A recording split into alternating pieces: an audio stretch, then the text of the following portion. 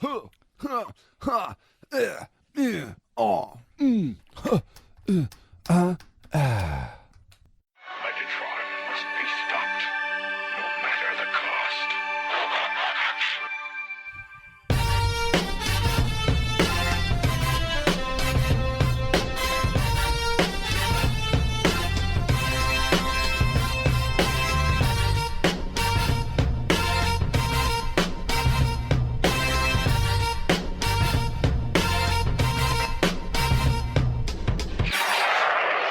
Cybertron!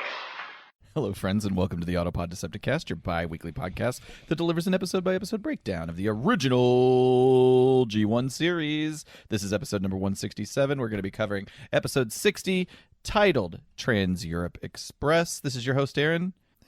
Nothing fancy. I just want to welcome my TFCon comrades to the show. What's up? Who are you people?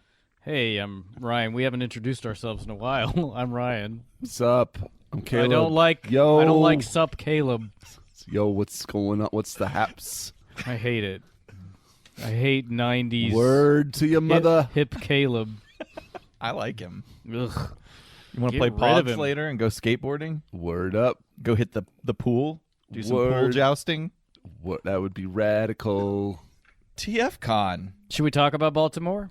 Be more. This is the 2 or 3 weeks, however many, 1 month later Yes. recap of our TFCon Baltimore experience. This will come out the 21st. So that's a little less than a month. Yep, about a month, almost exactly, actually. We had just actually recorded episodes before TFCon, so that's why we're behind.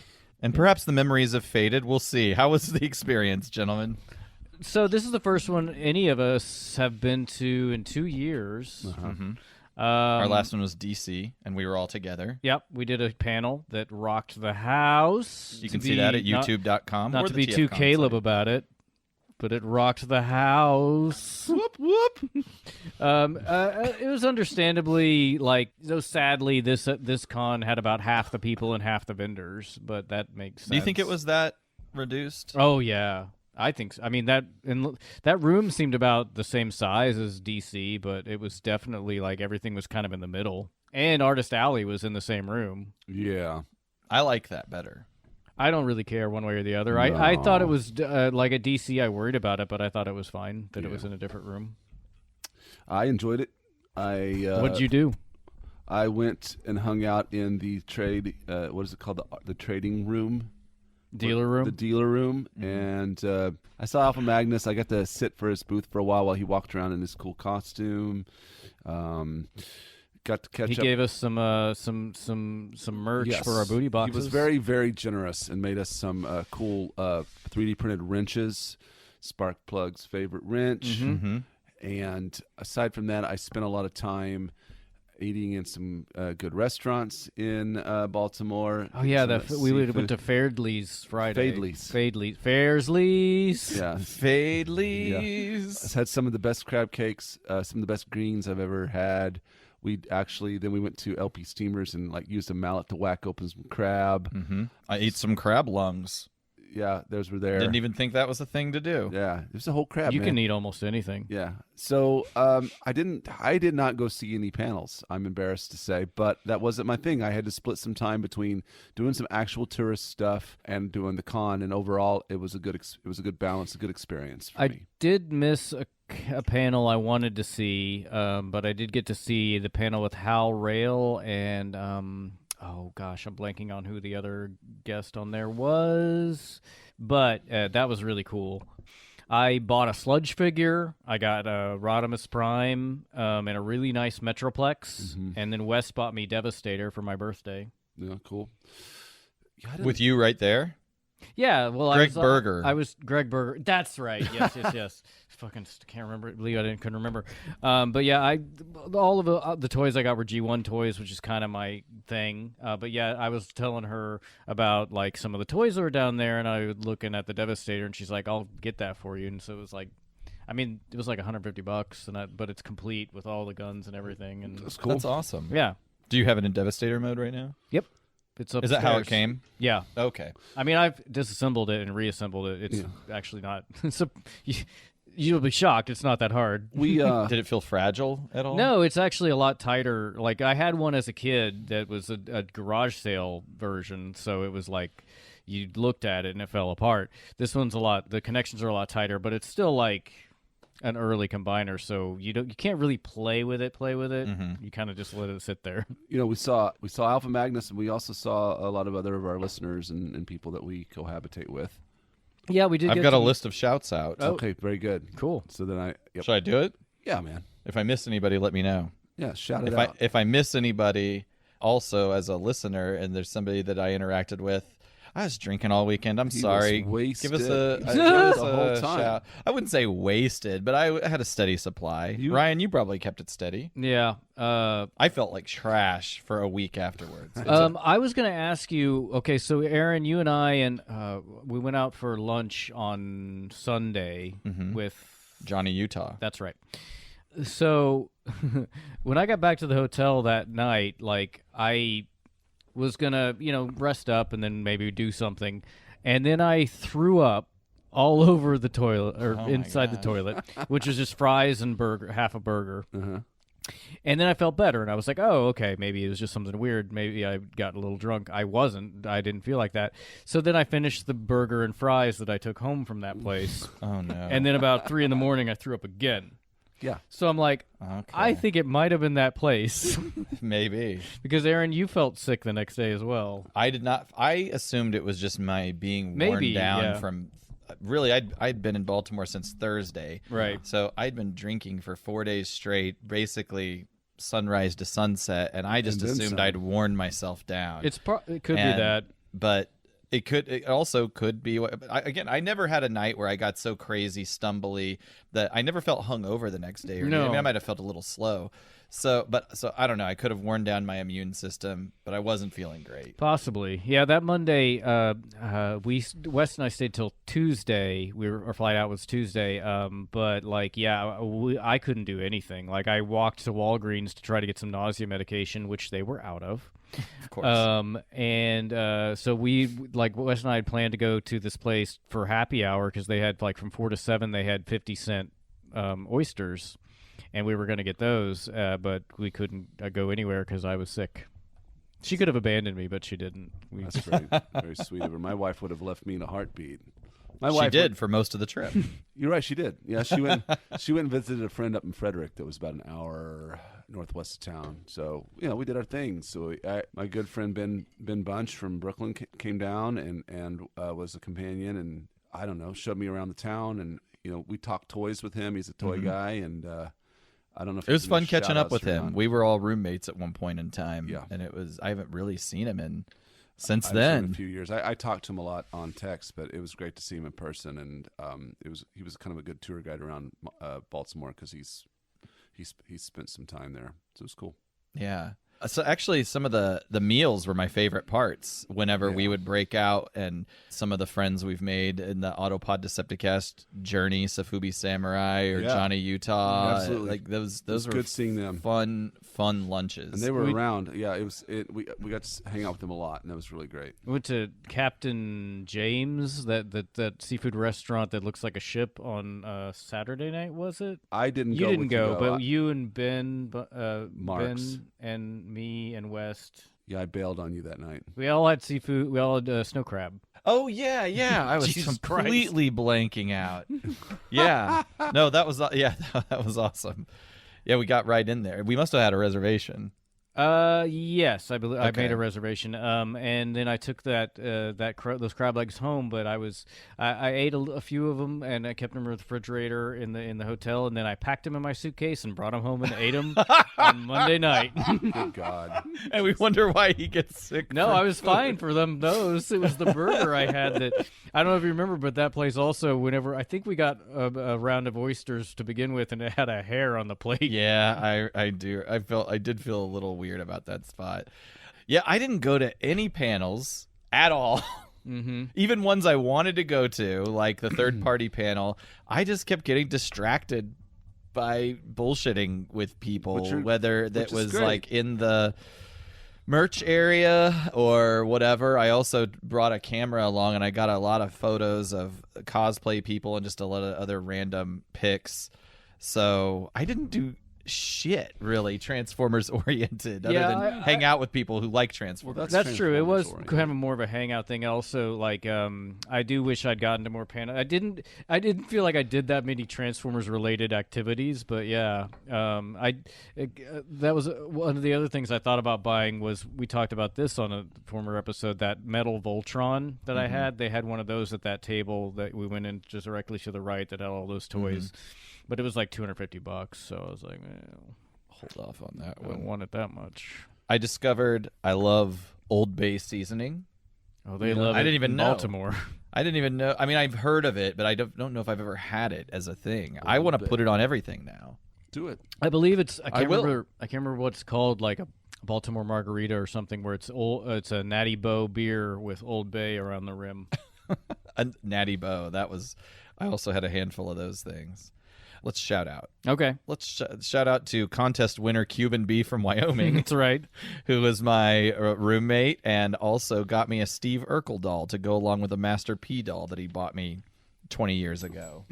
Perfect. Did I do that? Does it talk? It does, but Did I do it that? does. Yeah, it has several phrases, catchphrase. But I think the vocal thing is all messed up, so it all goes really fast. Did I do that? I actually don't have it in my possession because I was like, I don't have room in my suitcase. He said he was coming back into Springfield around Christmas time. He lives in Virginia, so Cuban B from Wyoming lives in Virginia. Coming to Springfield, he'll bring it for Christmas. And part of the reason my suitcase is full is I brought a shitload of merch to sell. Do you want to know what our merch sales were on this trip? Was it zero? It was $0. It probably negative because I think I gave a couple things away. Which is you what went we to the always trouble do. of like the first day. I remember you had a flyer Yeah. made and all this shit made. and I was even offering like I don't know. Let me know when I can stand in and sell merch. And I then it put was in a just like, few hours designing And then you never flyers did and it. thinking a way through. Well, it started to hit me as I realized what my tendencies are at this thing to just like go around person to person. I don't look at my phone. I would look at my phone every few hours and there'd be a billion texts and messages on Facebook, Twitter, just normal texting. And I just wasn't getting back to people. And so I was like, I set up a Google text account and I'm like, people will text me and I'm just not going to see it. And do I really actually want to spend time babysitting this? And Do you remember what? so we just need to figure out a better way. If there's gotta be one. One of our not first, but because I saw you in the lobby almost as soon as we got there. But one of our earlier interactions also I saw, because it was a group text or something, and I was like, somebody asked you a question, and you were like, what was it? And I'm like, I don't remember or know. And you were like, well, fuck, why are you even telling me? And I'm like, all right. Sorry. Yeah. Actually, when I saw you and saw that you had arrived, I came up to talk to you guys, and you were starting to check in, and then you had some massive drama at the hotel. Because whoever was working the desk was a moron. Uh-oh. Like, and I was like, could the name be under anything else? I'm like, no. So I went through all the trouble of like getting out of line and looking up my reservation, finding the confirmation. I went back, didn't use any of that information because there was another woman working the desk, and I was like, yeah, the guy who was here before, he couldn't find my reservation. And she was like, what's your name? And I gave her my name, and she's like, oh yeah, here it is right here. It was just happened to be with your middle name also connected to it. And I'm like, well, I don't understand what his problem was then. She found it immediately. Was it the lady with the cool glasses? I don't know. There was a lady I somehow kept interacting with. She had awesome glasses. Shout out to her. I wish you guys would have come up to my cool hotel that I was staying in. That was 1,000 miles away. 1,000. It was a 5-minute walk. That was another funny thing is we were walking to Fairdley's, and Caleb was like, oh, you should take a car. You're going to get murdered. I did not say that. I did not say You that. seemed afraid. No, I just said best to take an Uber. There's a lot of crackheads around. I didn't see any of that. Okay. It was just people. All right. I did go in a weird liquor store. Crackheads are people too. Yeah. Yeah, well, sure. Yeah, I didn't see anyone threatening is what I'm saying. It's fine. And you proved yourself right when when you left Fadley's, you walked and I was like, we're gonna take an Uber. In retrospect, I can this is see- my fault. Yes, it is, but I can see where you easily made the mistake because we ended up at the wrong Hilton, but there are two Hilton With Garden. almost exactly the same yeah, name. 2 Hilton Garden Inner Harbors. So I can totally see how you made that mistake. But anyway, we ended up. But we also should have recognized we were going in the wrong direction. but we we were also because we talking and figured having a out good it was time. actually a straight shot from Fadley's back to our hotel. yeah, Ryan beat us by leaps and bounds by walking the streets. I also But stopped it was at a the nice liquor walk store. back. Yeah. So anyway, Yep. By the way, these shouts out, no particular order, of course, Yep. except that this should have been number 1 over Cuban B. We'll say, Oh. I'm just kidding. Brian, Safubi Samurai, who was awesome and put up with a lot of shenanigans for me, including forcing him to be a model for me and let me take some pictures of him. I'll just leave those details at that. You can see that on browsers. weird. He also hooked me up because he had the bonus special upgrade, so he was able to get access to a TFCon exclusive figure that I wanted. He didn't want, so he bought it and was able to secure my legacy. Nice. But no, I had a lot of fun with him, and he went out to eat with us a couple times, right? Yeah, we couldn't find his car one night. Yeah, that's right. We ended up taking an Uber. I think that was when we went to to Captain James restaurant. Yeah, that's right. Melvar, who is once again my late night adventurer. Yeah, I like that guy. We talked politics. It all sounds like you had sex with all these. I know. We'll get to the next part. We talked politics. We hung out in a guy's van, not outside of a van, technically. Technically. We met a Transformers mystic who was drunk and high as hell and claimed to have many tablets of LSD. And he was like a Transformers Timothy Leary. Nice. And he was fucked up. I saw him break a glass. It wasn't me this time. Melvar, we also saw Josh Burcham, one of the illustrators, IDW illustrators, colorists, and I was like, I'm going to go talk to him. He's one of my favorites. And Melvar had to pull me away because he had the, I don't know, better sense of what was going on around him. Maybe I don't know if I was being offensive or annoying, but he picked up some vibes that I was annoying Josh Burcham. So if that is true, Josh Burcham, I'm sorry. We know you're a listener. Johnny Utah, fun to hang out with him. We talked a lot of photography. He brought his camera too. He was staying at Airbnb that was owned by some Russian lady. Oh, And yes. just a spare room in her house, and So he had to awesome. interact with her on the regs. You like the Transformers? That was not a good Russian accent. I mean, he definitely probably fucked her because we know that I'm just picturing a Johnny woman Utah fucks. in a babushka, like in a muumuu with like her dentures are out, Yes. and she's eating borscht. Yes. This is offensive to all Russians. It is. What else? Johnny Utah, he went out to eat with us. Oh, here's a good one. Alpha Magnus, who I fucked over twice when it came because he showed up. I offered to help. It's not like he asked for help. I offered to help. And then he's like, yeah, sure. And this is when we were first there. We were kind of waiting. I think we had just checked in or got our credentials for the event. I was like, okay, I'll help. But then I turned to talk to some other people that were there, and then I turned around and he's gone. So he did everything by himself. Then I offered to tear down on day 3, and I walked away for a second, got distracted, came back. That he was all done with that. So I'm sorry, man. This is a man that made a bunch of giveaways for us. I know he Hey, I gave him a 3D printer. I know, but he did a lot for us. you did- And Ryan, did you offer anything? No, why would Then I? There you go. You didn't. You were on the. But hook he's for not a everything. bad guy then. He's just neutral. Yeah. Chaotic neutral, but neutral nonetheless. But I guess the one saving grace is that you and I both watched his booth for a little while. We did. It was fun. I did have fun at watching I felt the booth, kind of actually. important. Like people were walking up, like, "Ooh," and I was like, "Yeah, it's a transformer." Did you know it becomes another thing? Yeah.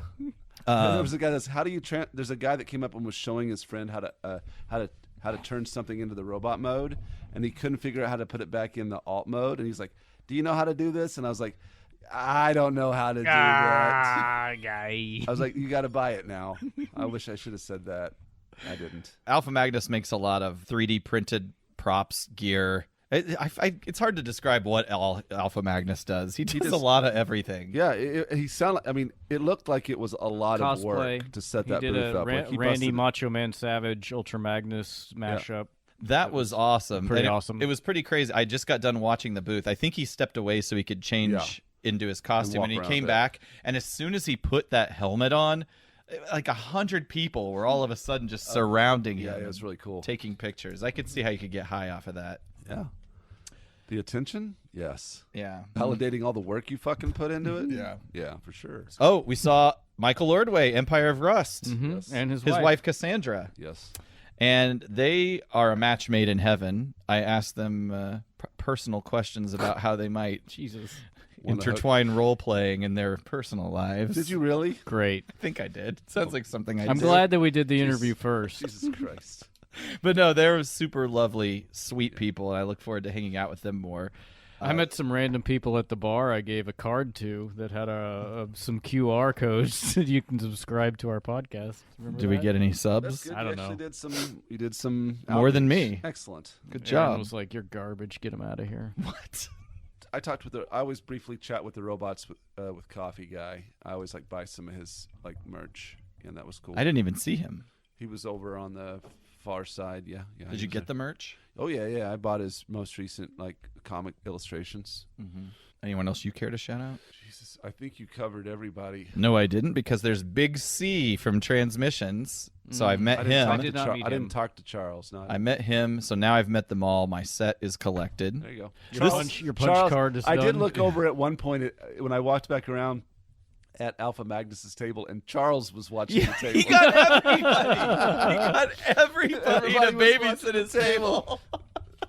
I think his he wanted to do that podcasters roundtable, but really, it was more of a podcasters rotation at his table. He did bring up a good point of like we've talked about having a merch table and stuff, but he was like, "Yeah, I mean, if you don't want to man it, don't. Like, you can sit at it when you want to, and if it's empty, who gives a shit?" And I'm like, "That's a good point." So maybe we'll do it for Chicago and actually try to sell some. I was gonna gonna say, speaking of Chicago, yeah, I want to go Chicago 2022. Yeah, me too. I'm sure that'll be a really fun time. Yoshi did reach out to me and ask if we wanted to gang up on a table at Los Angeles, and I was like, I don't know if we're gonna be. I don't think I doing can that afford to trip. go to I Los can't go Angeles. I can't go to Los Angeles. I'd like to. Which sucks but, because yeah. I think it would be a lot of fun, and it's awesome that Yoshi would offer that because Yeah. I could ask him if he's going to Chicago and see if we want to. Our do something friends like that. Mandy and Bono live up in Chicago, and we've still never met them in person, and that would be really fun. Yes. And maybe Haley would even come up. I haven't messaged Bono about it yet because they're on vacation in Orlando as of this recording. it's crazy to think that Toronto is only like at this when this comes out like a month away. Yes, Oh wow, like Toronto's in they're in the December. thick of it. Yeah, it's What just could like- be more? I actually would like to. That is the only bad thing about going to like after this year. I'd like to go to Chicago, but I maybe want to skip the October one because it seems I love Halloween, and it seems like I don't get a Halloween really. Right, I get it. So I might want to try going to Toronto if they have it in the summer again. Yeah, I would say my next one would be it'd be worthwhile to do either a Toronto or an LA. My wife's family lives in LA, and I know it's a long ways off, but it would depending on how the schedule falls.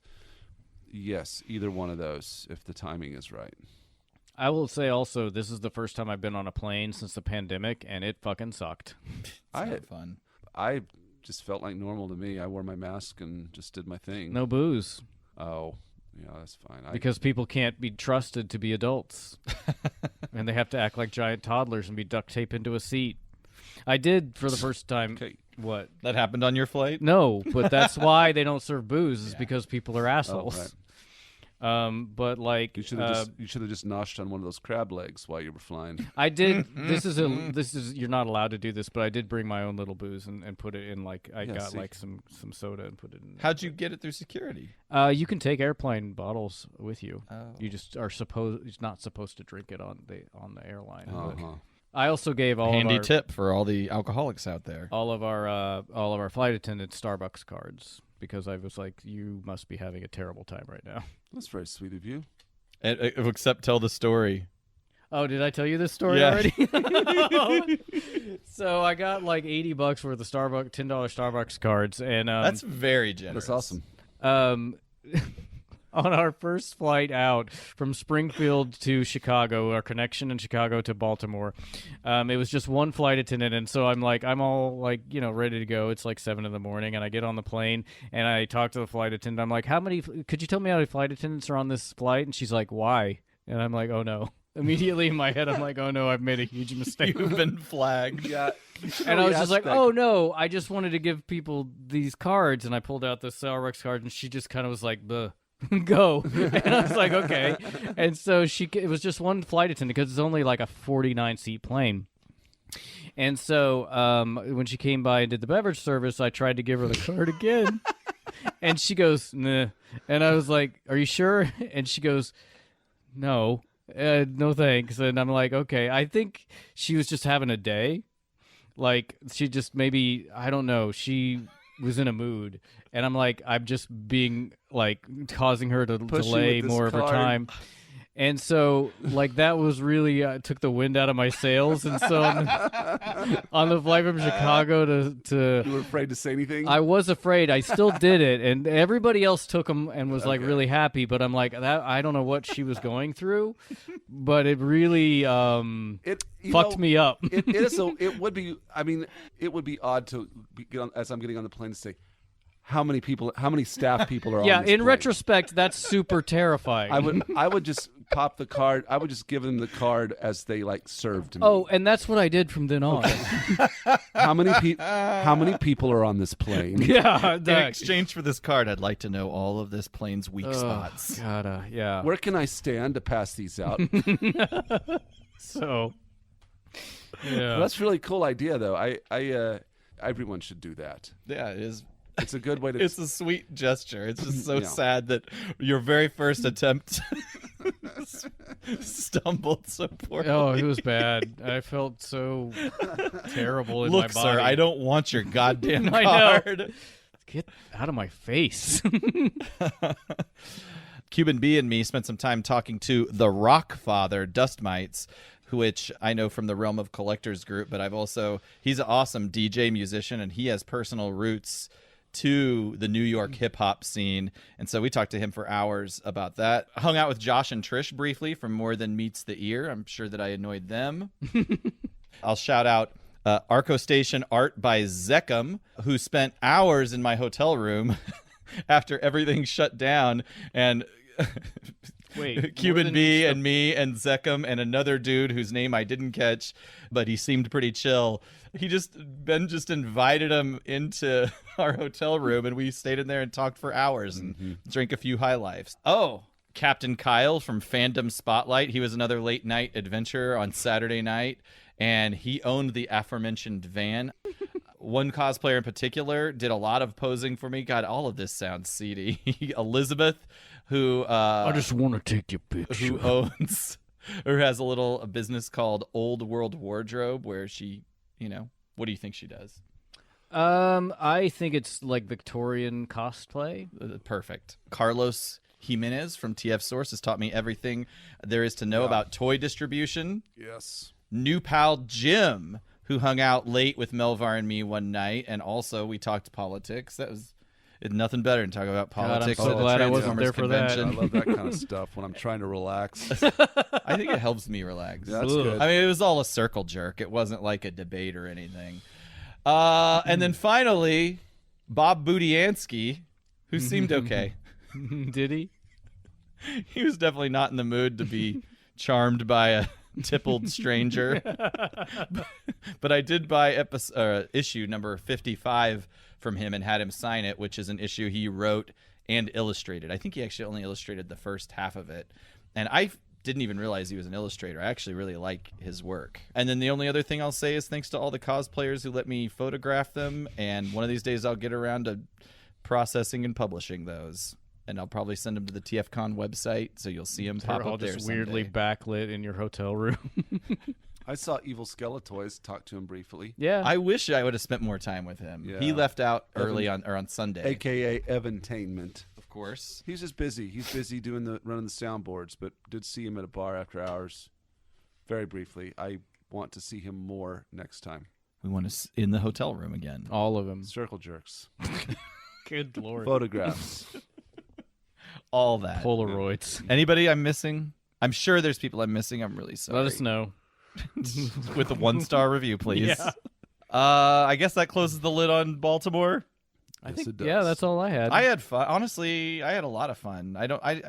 We were talking earlier about if we had a favorite, and it sounded like you guys really liked the last Chicago one. Well, the but first one, I mean, I've liked them all, but Chicago was like the first Yeah. one. It was really like, oh wow. I have, but like, that's why I liked Chicago, but also, and I mean, DC was great because we got to do the panel on Yeah. Friday night, but Yeah. then in Chicago we also got to meet More Than Meets the Pod. Yeah. That was cool. But yeah, hopefully, the one in Chicago next year will be a little. This one was fine, but it was like, I get it. We're during a horrible time in the world. If we're ambitious, I can imagine like an ideal con being where we do another panel and we meet and we see a bunch of our friends and cohorts. I was It's like- gonna see maybe we could think about doing a panel. In maybe. Chicago. I'd like to- Hopefully, we can do it Friday night. I'd love to push for Yeah. the Friday night and get it out.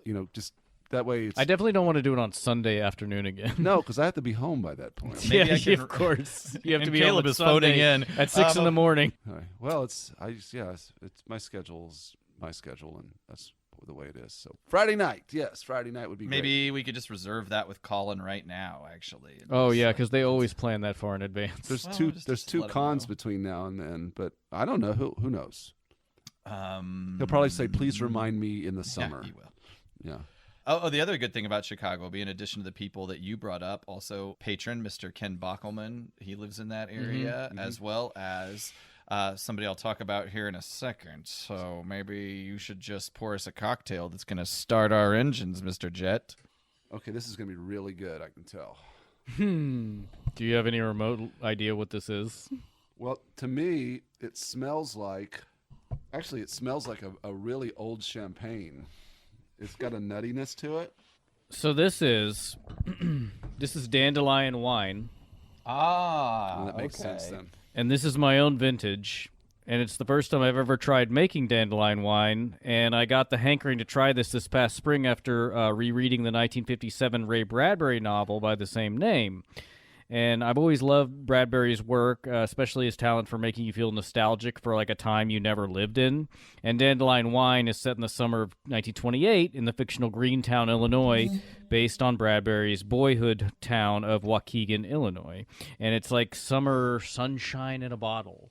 And this is I'll link to it on our website, but the quick explanation of how to make this is to gather as many dandelion flowers as you can. Basically, you need the double volume of flowers to the volume of wine that you want. And the tedious part is separating the yellow petals from the green part, which is why it helps to have like a bunch of kids. And then you basically boil the petals. You let it sit. You add sugar, lemon, and orange zest. Once it's cool, you add yeast, ferment for about 3 weeks, clarify it, and then usually it's meant to set or to age in a bottle for about 2 years. So this is about 9 months old. I kind of broke it out to see if I wanted to even bother making it again this spring. And so you made this. Yes. Okay. It's about 8% alcohol. 8%. Cheers. Cheers. So it's a low alcohol wine. Your usually your wines are going to range between What, 15? More like 12. They'll go from 12 to 14. You do have some fruit. They call them fruit bombs. Like some of those California, like jammy wines can get up into 15 and 16, and that's too high in my opinion. 12 is a good sweet spot. This is 8, which is actually a lower alcohol content wine for me. It tastes better. This is surprisingly sweet for an 8%. I found a little bit of mineral in it and a little bit of vegetable in it. The smell of it was nutty, but I can't taste it. I'd like to see. I taste the nuttiness. I would like to see what this tastes like in another year and a half. I have another liter of it that I'm gonna keep, and then this year I'll make another probably double batch of what I made. Maybe I'll have like a dandelion wine party, and you can all help me like Pick with the the little migrant petals? worker fantasy camp I'll bring of my picking boys. the petals. Where did you gather the dandelions? My yard, Good job.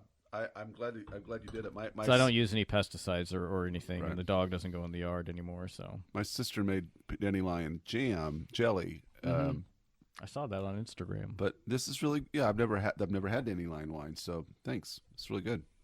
Yeah, No special name for it, just dandelion wine. Yep. I was just happy with the way it turned out, and I like the color. didn't, It's good color. I would like to try it in a year and a half to see if it loses if it loses some of the sweetness, and if it can get a little bit more sharp and more effervescent. I do have some. I could also try just like another batch where, like, maybe next year I'll try aging it in a barrel or like using those wood staves. Yeah, you know? yeah. I'd like for the sweetness to be cut down a little bit by some bitterness of some sort. Yeah, I could see how it has room to develop some more complexity. But Yeah. I feel like there's some good It's good stuff, Ryan. stuff in here. Yeah. Thanks. You got a name for it Ryan. yet? Call it Randy Lion. Have it you with a That's boner pretty on it. funny, Yeah. actually. I don't know if we can get better than that. Or just Randy Lion with A lion with a huge erection. Yeah. Yes. Exactly. But we'll do it graphic, so it's like hidden, like the towers in camel? Little Mermaid. Oh, Or the that's a good camel. I was gonna one. say like the English royalty flag with the lion, but also just have like a boner, like Just don't make a big deal of it, but it's there. it's there. Mm-hmm. I'll take this opportunity now to shout out our newest patron, a relatively new listener who's been contributing a lot to our Twitter experience recently, and then he decided to give us some cash. Yeah. Yeah. And that person's name they go by the name Moondog Greg Murray, and he is a hairstylist by day, a pro wrestler by night, and a live streamer and podcaster to fill in whatever cracks are left after all of that. And Renaissance man. yeah, completely. He was bit by the Transformers bug during the Unicron trilogy. Then he caught the Transformers flu when he discovered the original Bayfoamers. But it took a real-life pandemic called COVID-19 for him to dive into all the other classic material. G1, Prime, Animated, and Beast Wars. The latter of two are his absolute favorites. Favorite characters? Starscream, because he's the best. Shockwave, but strangely enough, it seems like the Bayformers version of Shockwave is the one he's like. So it's a unique choice. Beast Wars Megatron, of course, David Kaye, the charmer that he is, and Beast Wars Inferno is a character I didn't even know existed. Oh, Inferno's the great. He's an ant, right? Yeah, it's for the royalty. Yeah, he shouted that out in our communication. So I'm glad you got the reference. He's insane. He's basically insane and like has a dissociative disorder where he thinks Megatron is the queen ant. Nice. Crazy And he people was are the created, though. fun people. Wasn't he created artificially through Tarantulas? Don't remember. I looked up a clip. I've specifically not revisited a lot of Beast Wars because I'm hopeful after we're done with G1 we can review Beast Wars. But yeah, some good stuff in there. So mix yourself up a rum and coke or a Mick Ultra if you're dieting, and check out the Shell Shock Network on all your favorite platforms, where you can find Greg and his friends dishing on such shows as Plastic People, where they talk about toys, Animations Anonymous, where they talk about animated movies and series, and Drunk in Your House, which is just he and his friends getting drunk on a microphone. I really like the names of these shows. I should have asked him what his favorite cocktail was because we could have had it for this episode, but I think He did tell us. He said a rum and coke. Yeah. Mick Ultra. Blech. Yeah, that's all right. Hey, get into the dandelion wine. Yeah. Grow up, Moondog. I like Make Ultra.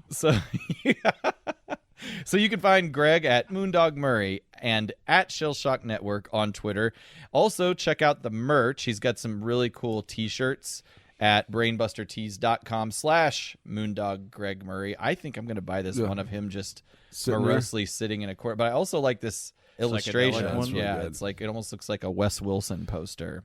When I lived in St. Louis, I really enjoyed watching amateur wrestling at the Broadway Athletic Club in downtown St. Louis, which by athletic club, it had a bar in the back and everybody was smoking in there. And there was a Great. boxing ring in the middle. Like it was like a Rocky type of situation. I was going to say it sounds like the opening scene of Rocky. Very old club. It's your classic athletic club in that kind of sense, where you'd go to drink and watch people beat the shit out of each other. And they do boxing there, but they also do they do amateur wrestling. God, that must smell great in there. Well, they don't smoke indoors anymore. So while I was I there, was thinking more of the sweat. oh yeah, it's awesome. And there was some really fun wrestlers that would come in, and what's interesting is a couple of them worked for my wife at the Enterprise call center. There was like a couple of them, and to see their personas was, it was just so much fun. And so I think everyone should support your local amateur. Indie wrestler Yeah, scene. because Sure. that's a labor of love, and it's also just it's classic entertainment that I think should be. So hard on your body. very Moondog, hard if on you your body. ever, I don't know how how it works, how the circuit works, but if you ever find your way into the Springfield area or even St. Louis or whatever, let us know. And They used to have. I don't know if they do amateur wrestling here right now in Southwest Missouri, but it used to be a big pro wrestling scene. Like the Mosque would have a lot of those kind of guys come through. Right. I don't know about now, but I would say at the very least, if we go to TFCon Chicago, he's up in the Northern Illinois area. It'd be great to have some muscle that kind of That's follows true. us around. Kinda Moondog, will you be our muscle? Be our muscle, please. So talking, I didn't know anything about this independent wrestling scene, and I think this Brainbuster tease, I don't know if it's somehow connected to an organization of independent wrestlers, but they do a lot of merch on behalf of this scene. And I tried to get you guys and Mike Seibert hyped by this, but nobody really gave a shit. The other day I was I'm sending out sorry. emails, and Well, I just blew us discovering up. some of these characters is like Godspeed Eli Quick. Yeah, I like him. There's just some They're really, fascinating. really wacky ones. The Black Sheep, Justin Dream, the Devil himself, Drexel. I like the ones that don't fall into like tropes of wrestling, like Bitcoin Boys. Yeah, I love it. Greg in Australia, with the steel cage, Daddy's Money. Daddy's Money. As I was saying, like Greg and with the steel cage, and of course with Unfunny Nerd Tangent. I mean, this kind of shit I would imagine is down his alley, and I'd invite him to like check this shit out. Gen Z. Los Suavita. Lewis the Nerd. See, those are the kind of guys I like. I like those wild cards. Pimp Daddy Apple Cinnamon. All right, you get it. Moondog, shout out to you. Thank you for your exuberance. He's one of the people that got into it and just said, "Fuck it, I'm going to start from the beginning." And he jammed through it. He in, watched like probably he- a month. He listened to every single episode in a period of a month, which I think is. I don't know how the hell he did that, but he did it. He did it. and that's mad respect for that. I appreciate the love. Yeah, For Jesus. sure. While we're at it, shout out to all of our patrons who Yeah. make this happen. Your support, it covers our hosting fees and, of course, is being reinvested into the legendary Booty Box art production. Legendary because, is it a fable? Well, maybe just for me. I was had some stuff to talk to you about that after this. See where we are on that. Let's In push out addition some to booty Moondog, boxes. I'd like to shout out Alpha Magnus, Debbie J, Skeeter, Jeff the Pusher Man, Mike Seibert, Jeremy J, Bono, Michael Trimblett, the Cyber Informer, Justin China Star Rupert, Jonathan Maples, Robinus Prime, Safubi Samurai, Chandler, J Soups, Maddie V Raps, Nick Warren, and Ken the Brick Bockelman. Thank you for your contributions. And if you want to join this esteemed group of movers, shakers, tasters, and tastemakers, check out our Patreon page at patreon.com/APODcast.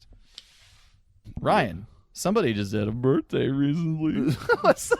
Wow. While we were in TFCon Baltimore, was it your birthday during TFCon or after? Shortly after we got back. All right, so it kind of interrupted our celebration of Ryan's birthday, but I got him some cool stuff. I got him an antique ice crusher for Which our is drinks, awesome.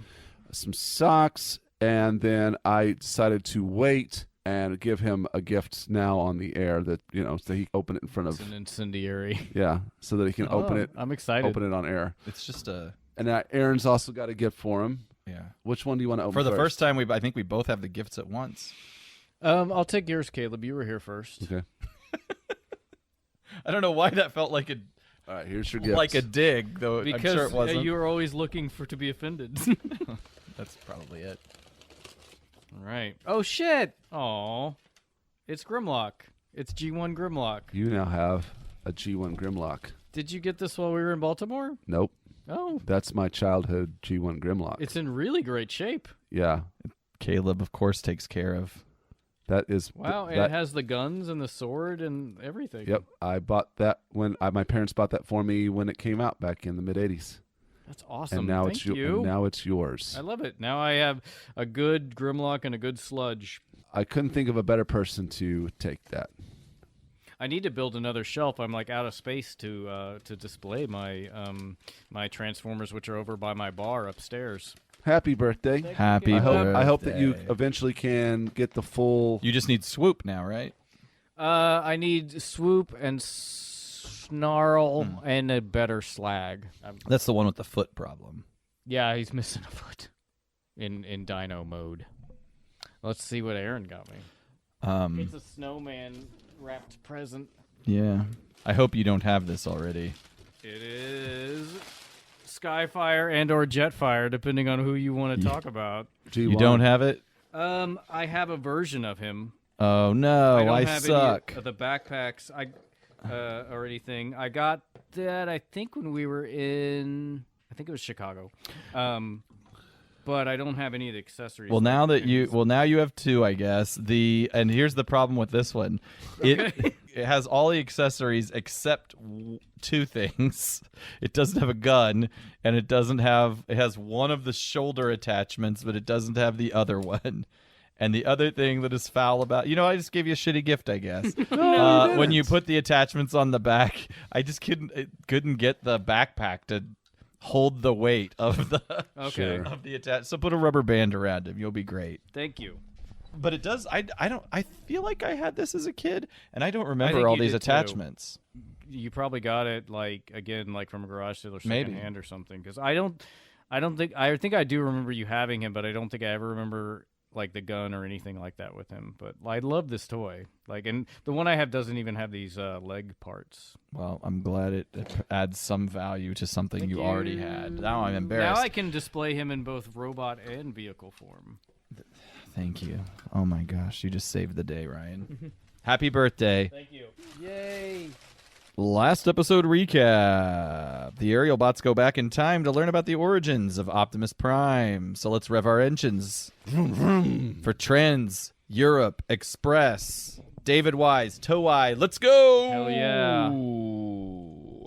Regretfully, I ran all out of Ottoman Empire references a couple episodes ago. Well, it's fine because it looks like Moscow. Yeah, right, exactly. I always look wondered anything like if there's Turkey. any influence on. I mean, there is some vague similarity in those domes. I wonder. I That's don't know how just- those things are related historically. It's just like Istanbul doesn't look anything like this at all. Stupids. And this episode is not the most interesting, and it doesn't mean much ultimately, but I did enjoy watching it quite a bit.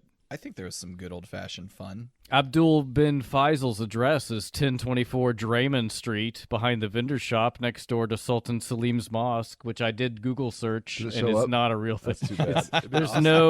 There's no Draymond Street in Istanbul. Well, by the beard of the prophet, shit pops off immediately. There's pandemonium all over the place. Megatron is turning up tents in a local bazaar. He is seeking out Abdul bin Faisal. He dangles a local tens of feet above the ground before dropping him into an orange cart.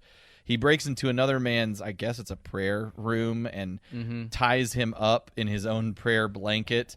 And a fusion-powered coercion ultimately nets Megatron an address, which we just spoke of. Yeah, I jumped the gun. That's all good, man. I'm surprised he didn't give him longitude and latitude with these coordinates. Ooh, yeah. Megatron and Soundwave straight up Kool-Aid Man through the building's walls. Lemon lime for me, please. They find their way to Abdul's prayer room. Megatron wants the location of the Pearl of Bahudin. Mm-hmm. There's threats, but Abdul is just like, chill, bro. I gotcha. That shit's over at the Galata Valley near the Elib River. I would have liked to have seen, instead of interrogating people like Rumble and Frenzy at the library looking through microfiche or Encyclopedia Britannica trying to find out where this fucking thing was. There's still a lot of questions about why it's where it is. Or to me, how, yeah. but It's fine. Abdul delivers a classic monkey paw warning, and Megatron and Soundwave depart. Did they have to punch through the opposite wall Yeah, to it's leave? great. Yeah. I like how they show all the busted walls behind it. Actually, it's pretty cool. Yeah, you could just leave the way you came, but whatever. They are Decepticons. Decepticons 3, Bricks 0. We head to the valley. Energy readings show that the Pearl, if there, is buried very deep. Rumble is ejected to provide some wisdom, and Megatron suggests that they kidnap themselves an archaeologist. So all that happens. Yeah, Soundwave is of very little use in this one. He's like, I don't know. I can't tell if anything's there. Meanwhile, in Paris, This is weird. This announcer we're about to see, I don't know why they didn't give him a French accent. The best announcers are from the United States. You ship He them just in. sound like he does just sound like a NASCAR announcer. Yeah. We are in Paris. We're going to kick off the Europa 2000. It's a $20 million charity auto racing event from Paris to Istanbul. The winning driver gets to break off a cool million for themselves. Also, it turns out the Autobots are allowed to compete in it for some reason. This decision draws the ire of hotshot American driver and total butt plug Augie Canet. Augie Canet. He's not in it for the children. He's in it for them M's, son. Turns out Autobots are secretly here to protect Augie. His car was built by Simultech Industries, a tech firm so fucking baller it might attract Megatron's attention. In fact, Augie has an engine block made of some kind of metal that even Wheeljack isn't familiar with. Yeah, he calls it some kind of weird metal, which I'm like, why not just give it a name? Why not just call it something? Metallonium. More of that on script deviations. Oh, preview. With that, Jack tracks B, Smokescreen, Blue Streak, Sunstreak, and Sideswipe pull up to the start line. The pistol fires and the race is on. vroom vroom. B and Wheeljack engage in some smack talk as Augie races right by them. How wooed. I know. I'm not really sure why B is in this episode. He doesn't really add value, and it doesn't make sense from a racing Nope. perspective. So are they racing? They're at the Arc de It's a Triomphe. 2,000 mile. Yeah, I got some of that in script deviations. What, the too. Arc de I have the Triomphe? whole geography thing we're gonna discover is fun, but I cover all the geography stuff. Then I'll shut up No, about- you can shut do whatever you up. want. I've got a lot of fun stuff that we'll do on the script deviations. But yeah, the geography in this one is hilarious. Nice. The Europa 2000. Why the 2000? It's 2,000 miles. Ah. Yeah. What's going on here? The Decepticons did kidnap an archaeologist, Professor Terra Nova. The doc has He looks like Professor DJ. It's like Professor Baggy He Clothes. has like a, Come on. a flavor saver goatee this man a- situation. Get this man a tailor. Look at this guy. He's out of sorts for sure. Does he have a little necklace It on? does look like he just got woken up from like a hangover. Does he have Like an- this guy would be played by Nick Nolte in a live action Yeah. version of this. He looks like Lennon's older brother who has hair. That guy has definitely slept in those clothes for a few days. So the Decepticons got an archaeologist. He's ID'd My the God. valley's soft spot. Megatron commands Scavenger to get to digging. But there's a warning. The Autobots are on their way to Turkey via the Europa 2000. The finish line is but miles away, but it's cool. Megatron has the Stunticons online, and they are ready to cause trouble when the time is right. Do they think the Decepticons think that an archaeologist is basically anybody with a metal detector? Walking It is weird that the guy with the metal detector can find it, but Soundwave can't. Yeah. Like, so a bunch of weird tech happened. Did we just gloss over it? I don't know. I don't know. Yeah, we did. Rumble puts the professor in this flat Energon cube handcuff situation, and then the professor activates some kind of weird sonic sun lamp, which releases him, and then the professor scampers up the cliff like a squirrel. What? That's true. What happens? By the way, we should mention at this point, Caleb has not watched this episode. Oh, yeah, we Seen forgot. the show. What? Okay. There he There goes. he goes. He didn't even All go right. after him. Yeah, he comes back There's a later, goat. but he doesn't Yeah. really add any value to this episode. No, it's honestly. It really is weird that he's even in here at all. I love it. I'm all about it. Meanwhile, in the race, we've got Augie. He's bullying his competitors, knocking them all over the road. Asshole. This includes Bumblebee, who hitches a ride on Blue Streak to catch up to Augie to yeet him right out of his car and try and teach him a lesson about safety. Whoa. Nice moves. I think he's got the goods. He hasn't He's made anybody crash He's yet. a good driver. Bumblebee's just like pissed off because he can't even competently Like, drive. that it feels is like all cheating on as road. well for them. Yeah. There's a lot of cheating in this. There really is. Okay. Oh wait, that map. I was going to ask Caleb what his view on the alternate Europe here let me is, see but see this it. is the first time he's seeing it. All right, so France is enormous. Does France connect to the Mediterranean? I guess it probably does. They've made a decision to completely forget about Greece altogether. I mean, it's not terrible. How do you feel about the way Czech is spelled? Well, Czech is bad, and I get it. It's confusing. I think that's a Z. it's an I. but Are you sure it's just not a they fucked got up Albania. It is They've just decided We'll to talk make. about it a little They've bit, just. but- I think the glaring problem is how big France is. Also, How do you feel about Romania? Romania. I've got that. But then disease. and then that Greece is just missed. They've just decided to make the entire that peninsula like Bulgaria. That's is it. hilarious. You mean Bulgaria? Bulgaria. Yes. Yes. that It's fine. Germany is so tiny and France is so large. They just decided. Where's Belgium? Well, they decided Uh, for France to just like encompass the whole North Sea. They've got rid of the Balkans altogether. It's a problem. Whatever. It's fine. They're driving through Italy. That's right. In fact, Sunstreaker and Sideswipe are having what they call an Italian detour. They're fighting about That's it. where you go jerk somebody off at a pizza restaurant. It looks like, according to the map, they're in Yugoslavia right now. So the Iron Curtain is no more. They are allowed to drive through the Eastern Bloc. It's fine. When competitors start closing in on them, we realize that, wait a minute, these aren't competitors. They're not fellow racers. It's Stunticons. Aha. And this is where we break for Phew. commerce. I love that one. Devastator. Yeah.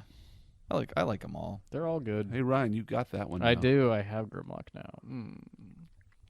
Sideswipe and Sunstreaker are boxed in and fired on from the front by Dead End. Laser, Explosion, Yellow and Red are left in the ditch as the race continues through Yugoslavia, Bulgaria, and Turkey. Let's go! Whoa. Bulgaria. He really booked it. Bulgaria. Wheeljack is cruising around the Black Sea, feeling good about his prospects, when Motormaster approaches head on, ramping from a blind is- hill, and smashes into Wheeljack. Yeah. Wheeljack regains his composure and gets back on track with Motormaster in hot pursuit. Wheeljack, he tries an off-road maneuver, hopping a high-level cliff to a lower-level road below, but Motormaster manages to catch up and smash him straight up Goomba style before riding off on his own evil path. Oh my! It's very aching gross cylinders. the way Motormaster smashes, like just straight up squishes Wheeljack in just a second. It was reminiscent of the, I don't remember the name of it, the Blitzwing Astro Train episode where he made a throne out of all of the smashed yeah, Autobot where parts. they had their own empires. Yeah. Oh. And Wheeljack's just mildly inconvenienced. Like he's like, oh no. Smokescreen took a shortcut and he feels confident too. Why are the Autobots all cheating? He took a shortcut. Yeah, that's pretty clearly cheating. I feel like shortcuts specifically are not allowed in races, as far as I know. which is the point of a race. That's like Cannonball Run. It's just like whoever gets there first, no matter what means. Right. It's like a gumball rally. I don't recall that as part of the initial rules, but maybe I just wasn't there when they. How fast can you get from point A to point B? We don't care which way you go. Just get here first. Just then, Wild Rider smashes right into Smokescreen head on with a secondary side smash from Dragstrip. Smokescreen is down and out. Blue Streak approaches to console Smokescreen, but then a whole crew of stunties surrounds him. Blue Streak hops on Wild Rider and just hangs on Bronco style.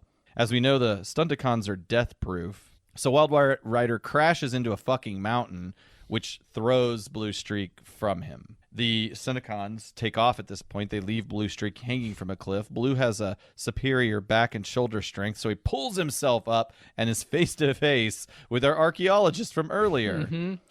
And that archaeologist wants to talk pearls. What? The Pearl of Buhodin. Yeah. Bumblebee and Trax. They are headed. The archaeologist is face down at the bottom of the cliff. Did he just get tired? I think he did. You see his clothes are tattered? I don't think those are tattered from him like wandering around Climbing the rollers. cliff? I think they were already like that when they got a hold of him. I want to know more about this archaeologist. If only there were some way to have figured it out ahead of time. Bumblebee and Trax are headed to the finish line, but they're alarmed because they can't radio their pals. They see the Stunticons heading straight at them. They each pull over into the trees and let them pass.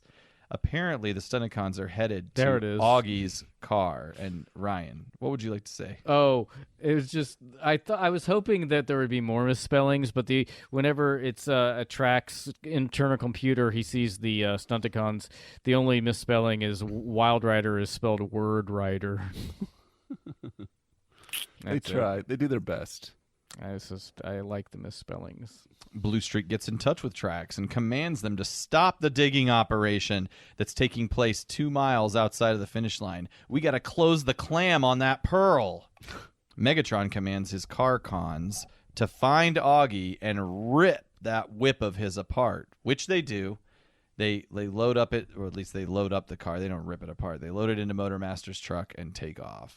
Racer Is what his helmet says. Oh, shit. Motormaster's a big fan of just smashing into things. He's the king of the road. His Fans Toys interpretation is called Road King. I like how Augie doesn't even take shit from these guys. Nope. He's not afraid. He just wants to finish the race. I actually really like Augie's character. He comes around. Mm-hmm. Where are we? We've got exciting. Scavenger is 1,000 feet down Yeah. in a fucking pit. How did this happen? Scavenger is in a pit a dug of his own energy. He's picking up high energy readings. Something is glowing. The Pearl of Bahudin will soon be in the hands of Megatron, and we go to our second commercial break. Can I have a little bit more of your wine? Yeah, Okay. Yeah, me it's too. it's right there. I don't think I've ever even heard of Dandelion Wine. Other than maybe, have you brought it up on another episode? Probably. I like Ray Bradbury a lot. Fahrenheit 451? 451. That's the only thing I know about him. Haven't read it. Philistine. So basic. Back from break, Blue Streak comes across Augie on the side of the road. Augie hops in. He takes control of Blue Streak. I think we just hit him. Against the laws of time and space, Augie manages to catch Blue Streak up to Bumblebee and Trax. After the racing announcer makes some somewhat condescending mention of Bumblebee's participation in this leading pack, the high-throttled threesome crosses the finish line and just keeps driving. Keeps going. I do like the callbacks to this announcer. Oh, at the end? Yeah. Neck and There's a neck with the long other two period when Autobots as we near the end of the Europa 2000. That's just And here they Bumblebee. come. And why, American driver Augie Calais is driving Blue Streak. This is most unusual. And it's over. Very nearly a three-way tie there, but I think Blue Streak was a winner.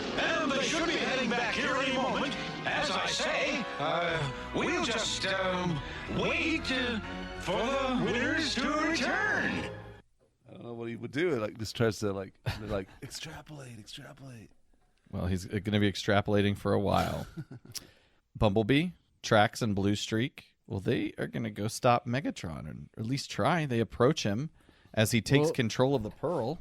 They really buried the lead here on what the Pearl is and what it does. Like, where it's not just now where Megatron starts to explain it. Right, indeed. The Pearl was once the power core of a weather-controlling machine from Cybertron. No 80s series would be complete without a weather domination Yeah. plot. Yes. The machine that housed it looks like the Decepticon ship. It is the ship that crashed into the jungle. But didn't the ship The crash one into where- the water? Or No, that they It's a different ship. Okay. It's the ship where they got the heart of Cybertron. Oh. Remember when it was uncovered? Were there Decepticons? So this is were not there- Megatron's ship. No. Were that there- he crashed into Earth with the. Which ship? This is the crashed ship that had the first? Insecticons. No. That's there- a third ship. That was an escape pod. Were there any Decepticons on this second ship? It's not. They're never. It's never said. that Maybe the there were. Coneheads. Were there any? So, what did this ship crash first, before or after the Decepticons? Before. Okay. As the crash site of the Decepticon ship is fairly accurate, as seen in the Microbots episode, where Megatron takes the heart of Cybertron out of the ship, which is also a David Wise script, which is the one where the cons get drunk on Energon. Yeah, the metal moon. Yeah, Cybertron landed. The heart of on Metal Cybertron Moon. is the one that was in like an Aztec village or Yeah, something like yeah. that. Okay. All right. It seems like you guys haven't seen this episode either. No, they just don't really explain. Oh, okay. Who are Uh, these pathetic people looking at this hole in the ground? so it fell in a Decepticon ship.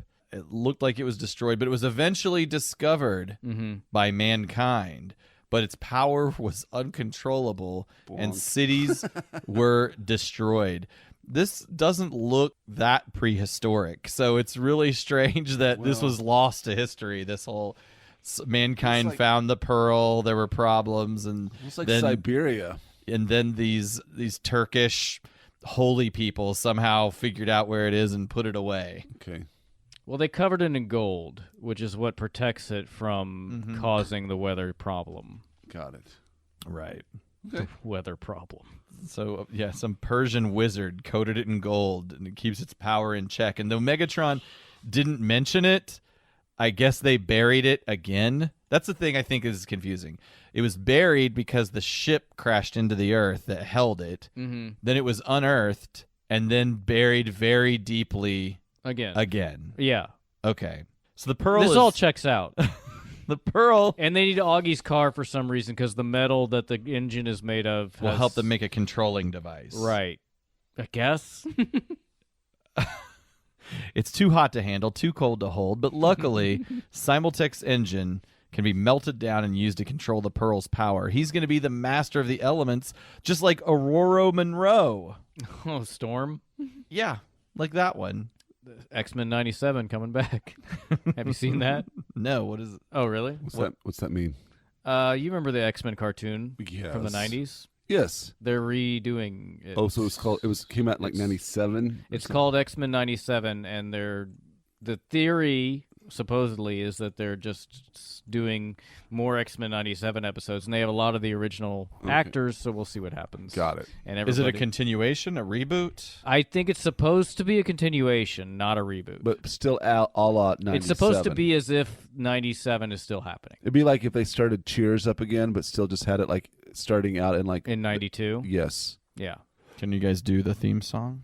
To Cheers? No. Yeah. Can you do it? Like Michael Winslow style? We got the sweeps, the bleeps, and the creeps. I like this sequence where Megatron is sort of a little bit opaque against a background of a world that's Fucked chaotic and taken over Nice. by him. What he's imagining. Mm-hmm. up inside Which the mind of doesn't- Megatron. I guess the theory is like if the weather I don't know, is he going to harness the weather or is he planning to kill everybody? It's not He's just- necessarily clear. But I like the smug look on his face as he's thinking about this. B, Trax, and Augie get aggressive, and Megatron commands the Stunticons to attack. Bumblebee makes a questionable scale-based maneuver. I think we'll see here in a second. He manages to parkour up Megatron's torso and pilfer the pearl. Augie just takes a flamethrower that he has a happens to have. flamethrower. He's just attacking Scrapper. I do like the Stunticons a lot. I didn't realize how much I liked him. This is like, is he big? Is he small? Why is Megatron not reacting? What just happened? B grabs the pearl. He grabs the pearl and then goes all Thor on the Decepticons. It's pretty awesome, actually. You know, I didn't know that Thursday is named after Thor. Really? I didn't know that Wednesday either. is named after Odin. I didn't know that either. Woden, Wednesday. Yeah. Goddamn What? Norse sons of bitches inflicting on my American culture. The Constructicons and Stunticons chase the Autobots and surround them. Bumblebee manages to summon a storm, generating severe lightning and tornadoes. Yeah, he creates the Everstorm. Megatron commands Menasor to form and get that pearl back. Well, I just like Megatron pulls a pretty brilliant audible here and is like, we're going to hide in our undersea base until the storm wipes out humanity. That's what he says. What was he going to do to begin? Well, I guess they were going to have a machine that could They were going to control this it, thing. but now Yeah. they can't. I also wonder if the Constructicons ever get jealous of the new combiners. Because Yeah. we never see them again, and they just have Menasor attack. Would you be jealous if I showed up with a new friend who was a little grumpy, but he was really good at drawing and Yeah. good at editing Yeah, podcasts? well, I mean, it doesn't matter what I edit. You're just gonna fix it. Oh, anyway. here we go. There's no fixing. I'm not fixing anything except my That's right. image. Minosaur smashes the ground, causing Bumblebee to fumble the pearl. But before Megatron can retrieve it, it's sucked into the sky. Oh, shit. Without the pearl, this storm is going to go on forever. Broke loose. Megatron commands Minosaur to finish the Autobots while he and the rest of the Decepticons head back to the undersea base. The storm is just going to wipe humanity off the planet. Minosaur beats the living shit out of Bumblebee, Trax, and Blue Streak.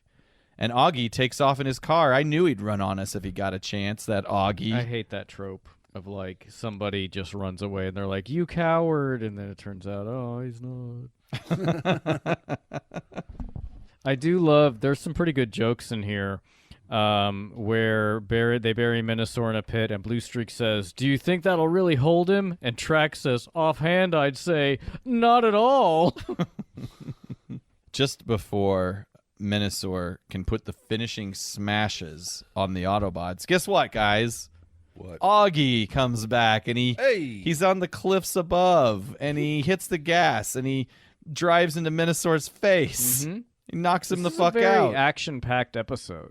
Honestly, there's a lot of dynamic action in this. Here we go. He jumps out of the car. Well. Bonk. He fucked him up.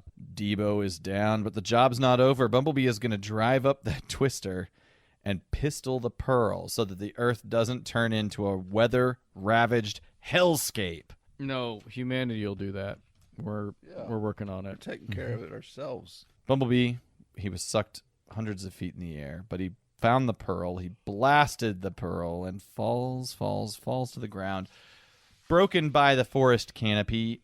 You know, B really saved the day, but as the Autobots think about it, they come to realize that Megatron rigged the whole race just to nab Augie's automobile. That means there's no $20 million for charity. Shucks. Is that your end? But Augie, continuing to portray this strange mix of pensiveness and selfishness, but with a secret dash of generosity, offers the gold-plated pearl back to the Autobots. Maybe they can even get more than $20 million for it. Augie walks away, pulls out a sword, kneels to the ground, and commits seppuku. I don't know what that's in reference to. We close things off with a humorous scene of the race announcer still waiting for his interview with the winner, despite the entire audience having left him behind. Yeah, this announcer has clearly gone insane. Like, he's lost his mind. I do like this Augie scene here, so I'm going to play it. Megatron must have arranged the whole thing to get his mitts on Augie's car. That means no money for charity. Aw, that creep. I should just keep this thing for all the trouble I've been through, losing my car to save you and all. But see that you get a good price for it. With any luck, we'll get more than $20 million for it. Yeah, way to go, Augie. Augie? See you around. Maybe. Well, as night falls here in Istanbul, we're hoping to have that interview with the winners for you, sometime soon. I hope. Somebody want to go out and grab us some dinner? He's crazy. It was still emitting sound as if the weather generator was still inside it. Yep. And also, what are those other jewels and shit that's in there? That's like what do they call that? Like this little dazzle. What's the Cajun word for a little something extra? Long nyap. I have no idea what you're Long talking yap. about. Okay. That's the end of this episode. I didn't like it as much when we reviewed it as I did when I watched it. I didn't like it watching it right now. The first time with no Forever. dialogue. I wonder what percentage of these we would honestly say we just liked. I've liked a lot of the recent ones in spite of the aerial bots being in them. I liked this one when I watched it, but reviewing it seemed Less. tedious. Yeah. I Interesting. think that my favorite one was it Prime Problem? The one with Isn't that the one with the extra prime? Oh no. The one with the headhunter guy. What is that one called? Oh, Prime Target. Prime Target. that's a good I like one. Prime Target a lot. Eh. So far that's my number one. You don't love Prime Target? It's for me, forgettable. How many episodes are left of You season got two? you got the guy who's cloned his manservant. We don't have many. I think we have 4 more. That's not Yeah. very many at all. Wow. Okay, that's less than I thought. Yeah, we're about to Damn. wrap it up. A couple little discussion points. Shout out to TF Wiki. I think we need to pour out a glass for Blue Streak, Smoke Screen, and Sunstreaker because their voices are officially retired from the series. That's true. One of the 4 episodes where we don't have an Optimus Prime was this one. Caleb, Yes. writer David Wise did in fact name this episode after the Kraftwerk song. That's cool. Doesn't surprise me. I wonder if David Wise was a Kraftwerk. If he liked their music. Why not? Well, he must have. He named the episode after it. Well, it doesn't mean he's a. He at least What do you mean? Doesn't mean he's a fan of it. It just might have fit. But obviously, he was a listener of Kraftwerk. So yeah, there you go. Was aware enough. Aware enough, yes. Like I named this after something I don't know about or hate. To my knowledge, no party, be it first or third, has made a Pearl of Bahudin Oh. accessory. That's So weird. Get your 3D printer out. The Alpha one I gave Magnus. away? Yeah. Get one of your 2 3D printers out. As far as new voice actors, there's none to really introduce. Abdul Ben Fazal was voiced by Roger C. Carmel. Augie was voiced by Philip L. Clark, who plays Dead End and will voice several other characters in Season 3. And Professor Terranova was voiced by Jack Angel, R.I.P. Yep. So that's it. We can go. In the real world. Fuck yeah. This was fucking December 23rd, 1985. American Top 40. We've done run out of weekly Billboard #1 hits. So this episode's entry is number 91 on the Billboard year-end Hot 100 singles Jungle Love by The Time. Yeah. Oh, wee, oh. That's right.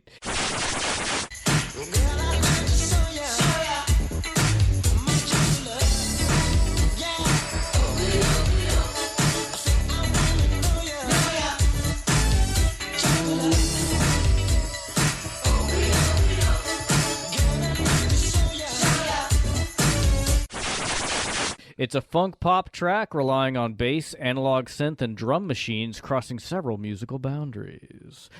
The Time is the most successful artist to work with Prince, and they were a member of the Minneapolis Sound. Yeah. Jungle Love was written by Morris Day and Jesse Johnson, with Day on lead vocals and Prince playing all other instruments except for Johnson on lead guitar. Yeah, Prince was, Morris Day in the Time was kind of a pet project of Prince's that was successful. I'm not trying to downplay them at all, but yeah, he kind of single-handedly produced their sound. Yeah. The song was cut on in late March of '83 during Prince's 1999 tour.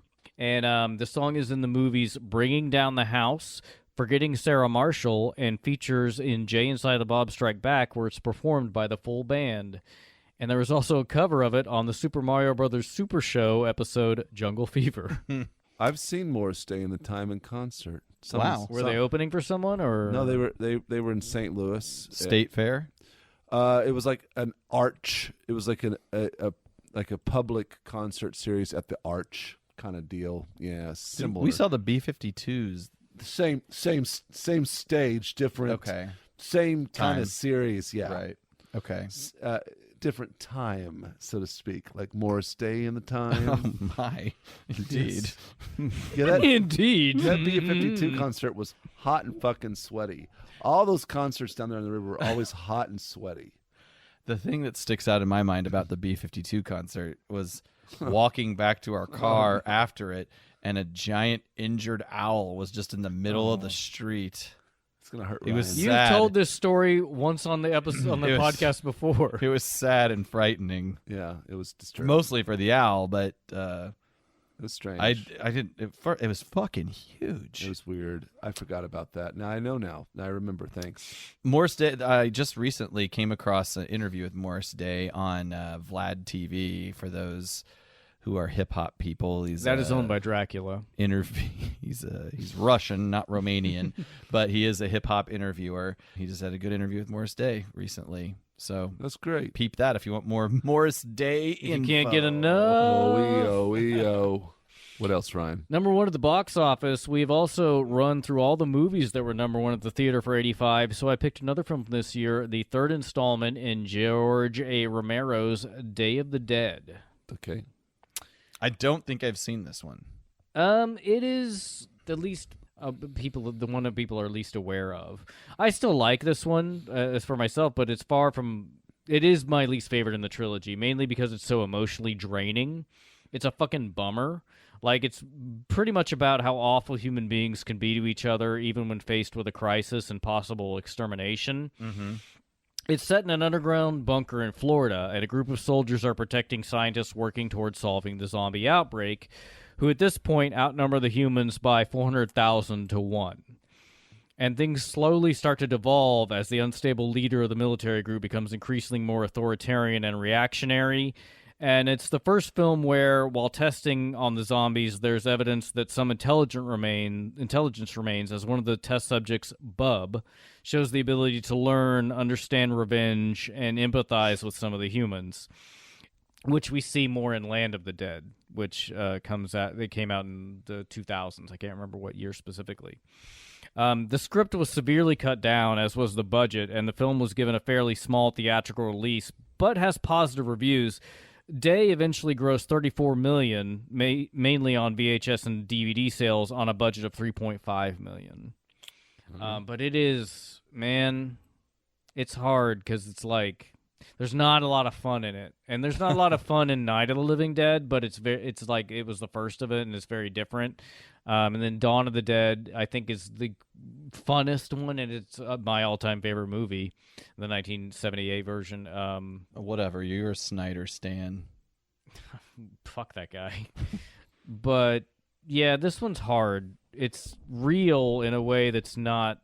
It's sad. The first one was just about, I think it's about the mood and the feeling. Like, yeah, there's not a lot of fun, but there's not supposed to be, right? I mean, no. I mean, it is about a completely different monster. Like, it was the first time, technically, I guess they're ghouls, because he never uses the Z word in any of the movies, because they eat dead flesh. But, yeah, it's really, I mean, it is the first zombie movie, and there are large sections of that movie which are completely silent. Like, there's 20 minutes in the first act that are completely silent. Huh. I'm trying to remember. Also, was that a relatively early in? Well, no, I'm probably just wrong. I was going to say the lead character is African American. Yeah, and I'm just thinking like for the time, early '60s, probably relatively rare. When did Poitier win an Academy Award? it was around the same time. Okay. But yeah, it was pretty rare. I mean, he does end up getting killed. Spoiler for that 60-year-old movie. But yeah, it is an interesting, and it's sort of the thing of like he was not written to be African American. It was just like that's the actor that George Romero liked. So Excellent. fun facts from this week in history. After we got back from TFCon, this is just real world stuff. This is not fun facts from this week. This is fun facts about me. After we got back from TFCon Baltimore, Wes and I tried some psilocybin mushrooms. Oh yeah, Caleb, you mentioned we that. tried the former batch They that were very We- mild. Yeah, Wes tried all those and nothing happened to her. Yeah, same. And then she got That's pretty mild. yeah. It's same. Yeah, I agree. Yeah, I tried to give you a heads up. I was like, I didn't get much from these. Have fun. So we got some more from a friend of hers.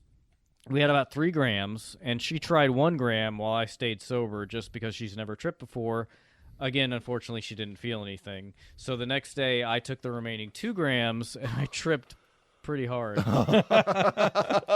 Not super hard. It wasn't the same as like it certainly was the mildest trip I've ever had, but Hear about it. I did get some fun visuals, and like the tiles in the kitchen basically turned into like playing cards. The designs on playing cards, but they were spinning and dancing. Okay. So that was fun. Okay. And I did get a lot of time dilation, which is very common for me with psychedelics. What's time dilation? Just like time seems like it's going super slow. Like the trip in total lasted probably about an hour and a half, and to me it felt like 6 hours. That's a fairly short trip. Yeah, it was. But I was also like really tired at the end of it. Sweet. Definitely something I only like doing a few years or so. And I guess her brain chemistry must be totally different because from what I got, she should have definitely felt something. I don't know. How'd you feel like the day after? The day after, I felt fine. The day of, like, I felt like shit. Yeah. Because I took it at, like, on an empty stomach at, like, 10 in the morning. Okay. Just to feel as much as I could. Sure. I also realized on this trip why I don't like pot. Yeah. And it's because the feeling I get on shrooms is exactly the same as the feeling I get when smoking pot. And I don't like the feeling at all. And the only reason I like shrooms is because I get to see visuals. Like the time dilation and the feeling in my body, I feel disgusting. And like that's how I feel on pot. And so basically that's all I feel without any of the visuals. And so I'm like, oh, this is why I don't like pot. Describe the disgusting. Like, what does that mean? I feel dirty. I feel like I need to take a shower. Okay, I so feel, literally. Yes, and I also feel like I can't control my mind. Yeah, you can't. And I don't like it. Anymore, if I am smoking pot or doing something psychoactive, I have to either be really involved in watching a movie or I need to be moving through an experience, like going on a walk or something like that. Instead of like sitting in some place that's static, I need to like have some sort of narrative going on that kind of helps pull me through it, whether I'm moving through an environment or I'm watching something that is kind of pulling my mind through an experience. I watched Halloween 3 while I was on it. Okay. And then just basically stared at the tile most of the time. All right. Well, cool.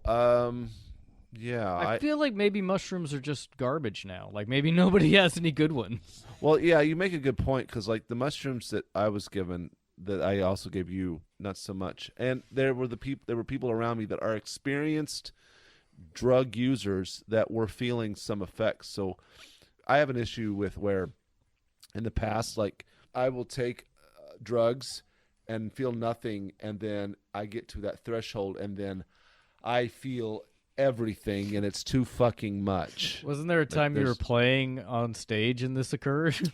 Yeah, I took a bunch of drugs and that's the only time I've hallucinated.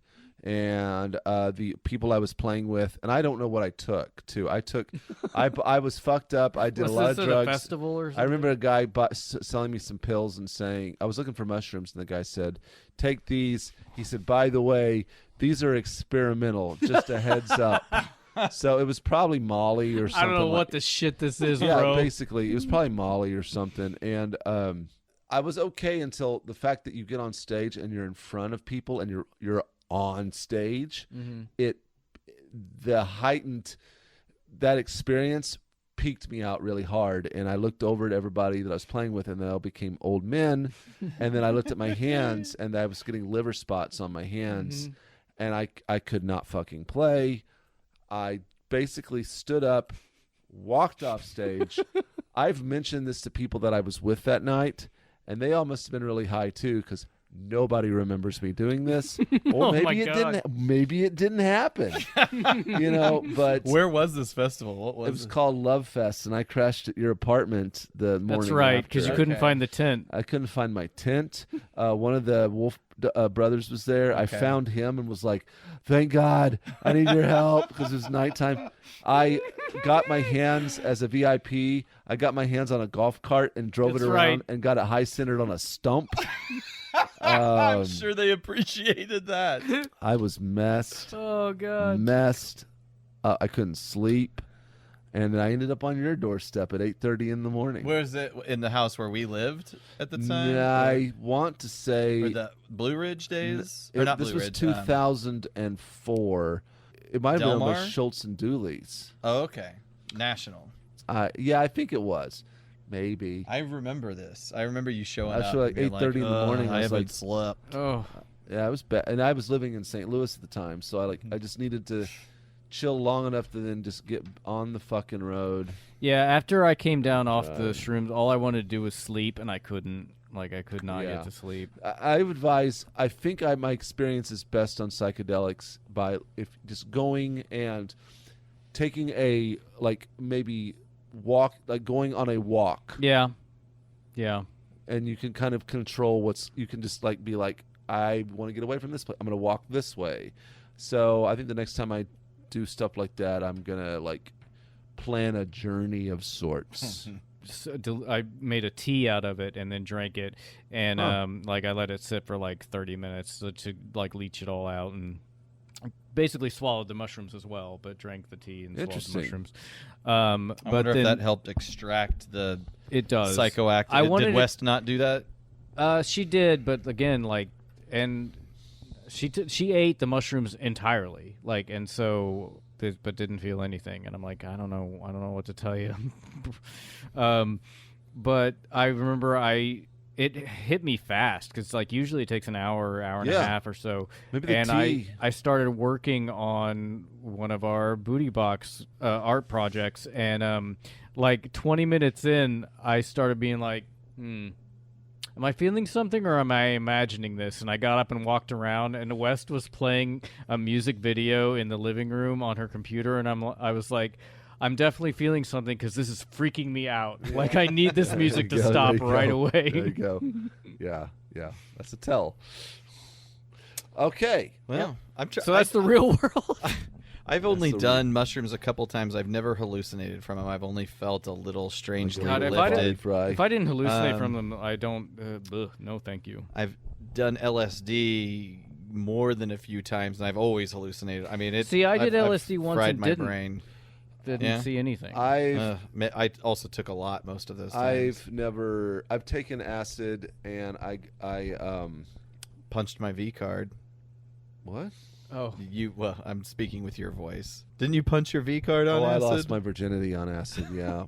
I What a wouldn't way say to I was go. hallucinating. I just was kind of messed up and Okay. turns out it was a lamppost. no, it was not a lamppost. Anyway, but I always, though, whether I hallucinated or not from acid, I always felt just kind of gross. I was like, gross afterwards. I prefer mushrooms over acid. Yeah, As far as coming down, how the after effects is important to me, like how you feel after, because it's not worth it to me to feel like shit later on.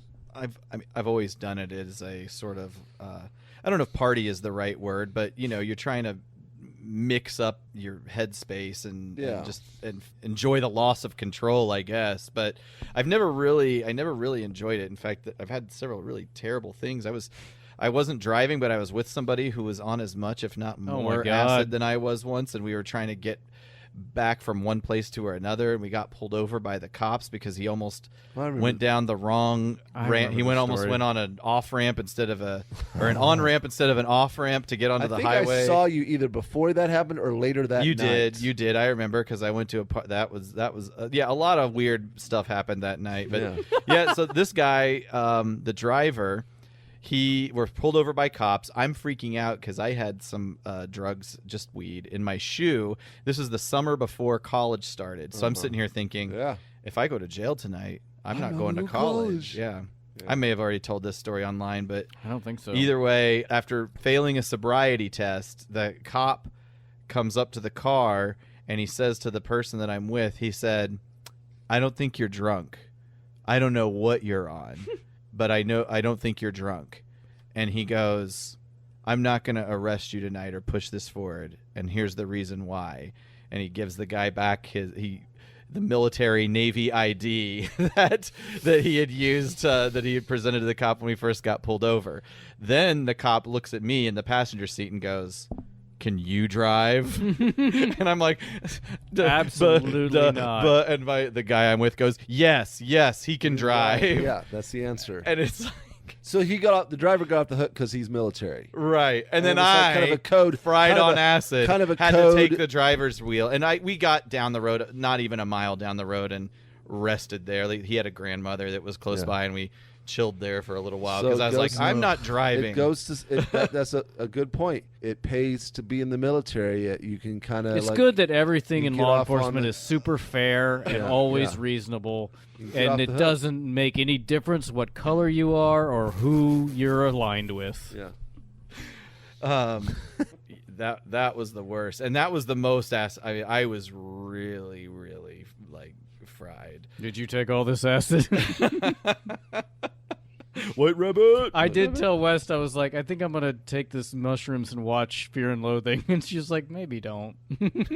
You are, But, like, it was honestly a pretty mild trip. Like, I am intrigued by everything I keep hearing, though I haven't really read any studies, but just about using hallucinogenics as for therapeutic purposes and microdoses. In tolerable doses. Yeah, I've basically only heard Joe Rogan talk about it. I'm sure there's some. Please listen to other. Please I'm listen sure to that other there's people some science besides to him. that, though.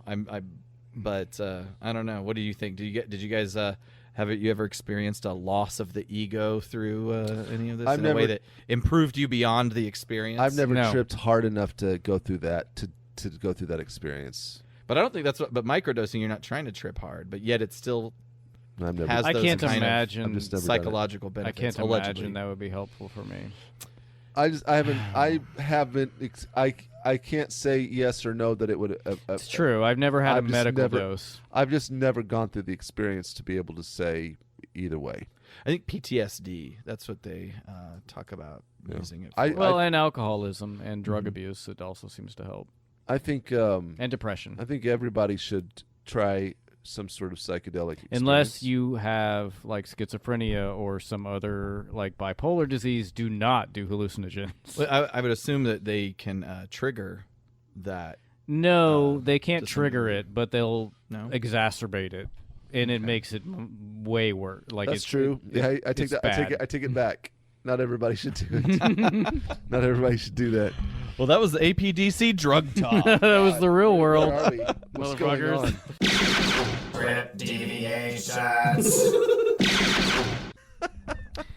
The material in the script in Augie's engine is made out of what's just called a weird metal in the episode, but in the script it's called triple adamantium. Nice. I've heard Which- of adamantium. Yeah, well, David Wise Trademark. is a comic book fan, and so this is certainly a reference to the metal that coats Wolverine's skeleton. As we said, the name of this episode is in reference to the album by Kraftwerk, a German electronic music band formed in the 60s. Yes. The saddest... I didn't know they were around in the 60s. Yeah, they've 68, 69. been I think is around when that they long. formed. Mm-hmm. The saddest part is we only have one 3-part David Wise script left, which is the Rebirth trilogy, which is basically meant to be the beginning of season 4, but instead was just a mini-series that was cut from 5 to 3 parts, introducing the Headmasters and Target Masters. There's some interviews you can find out there of him talking about the experience of writing The Rebirth, and I remember him expressing disappointment in the fact that he had to do so much with so little time. David Wise, he is the recycle king, so he reused this weather control device, Climax, for his 1987 TMNT story, Hot Rodding Teenagers from Dimension X, which I remember that episode. Geographical oddities. As the TF Wiki says, it's possible G1 Transformers exist in an alternate universe with different geography. But in our world, here are the differences on that map of the race route. Part of Spain has been annexed to France. France has also usurped Belgium, Luxembourg, Poland, and parts of Germany. Istanbul is now in Asia Minor as opposed to the European coast. Bulgaria usurped Greece and renamed itself Bulgaria. Czechoslovakia is named Czech, Ciech, though it's possibly a misspelling of Czech due to sloppy handwriting. Romania is spelled Rumania, and the Soviet Union is just called Russia and shares some of Poland with France. There you go. Just a little bit of like nitpicking. The Eiffel Tower is surrounded by office buildings and skyscrapers, where in real life it's kind of off to its own, and almost every building in Paris is less than 6 stories tall. I've been to the Eiffel Tower. I have as well. I have not. Fuck. Uncultured Philistine. plebe. Someday. The Arc de Triomphe in the episode is in a regular intersection, whereas in real life it's in a roundabout. I've driven around that roundabout. I walked around that roundabout. You drove it? Ooh. Yeah, I was in a tour bus. So you rode around it. Yeah, I did not drive it myself personally. That's right. Let's be specific. That's Caleb, have you? You've never been? That's the Someday. script deviations. Cool. All right. Well, normally around this time we talk about the scheme, how good we felt about it. Some might even say we rank it or rate it. It's fine.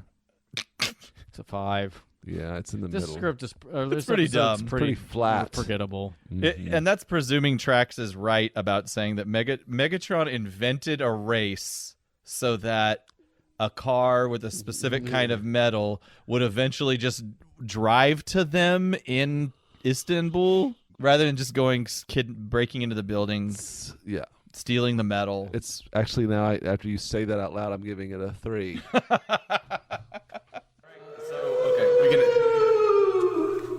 We can. I'm the ghost of the iconic moment. I didn't have one specifically. I liked, again, this episode when I was watching it, but now reviewing it, I feel like I hated it. I did like the Augie character, though. I felt like he was a complicated, like, fleshed out character. I mean, and again, in like the Autobots in this episode, I feel like in some episodes you can swap out one Autobot for another, but I felt like they had pretty specific personalities in this, and they also like going up against Minosaur as just the 3 of them. I thought was neat. I don't know. I think it's interesting when Augie kind of walks off into the sunset and says something. I guess that's where Aaron's like, he must have killed himself. Yeah. Yeah. Says something. We never hear from him again. See you, douchebags. And then he's on. I mean, I kind of have respect for that because he's just like, fuck you. Also, he's just in Turkey. What are you gonna? I mean, if he's a successful racer, he's he fine. has resources. Yeah, he's gonna go chill. Maybe like ask the Autobots for a ride back somewhere. I like how he's like, fuck these guys, I'm going home. Actually, I'm with him. Let's just go hit the town. Let's get some mushrooms and some Turkish delight. prostitutes and do it upright, Augie style. That's his favorite position. Yeah, Augie style. Everything is, no matter what it is, whether you're ordering a drink or I'll have it Augie. I'll have it Augie style. He Exactly. goes to Taco Bell. Yeah. I'd like a crunch wrap. Augie style. Next time on the Autopod Decepticast. Break out an old toothbrush and some white vinegar because we're gonna have to remove some cosmic rust. Sweet. You should really watch that episode, Caleb. It'll be a I good one to promise. comment. Definitely watch it before we record that No, episode. trust me. I'll watch that one. You have my word.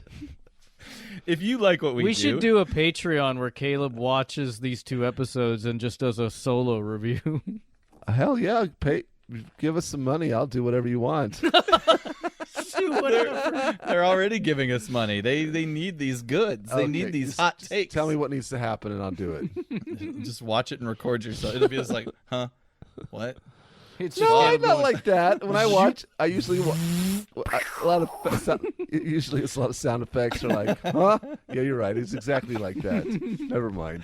I still want to do more of that whole Greg Berger. I don't know. It was just serendipitous that was Sometimes it caught works out, yeah. on audio, and I was able to sync it to some video. You want me just to have I had that? to do some video edits to So make I'll it work just do an perfectly. episode. but- So basically, I do an episode on mute, and I'm just making. Yeah. I'm adding all of the Foley myself the whole time. Okay. Shoot the television. Yeah.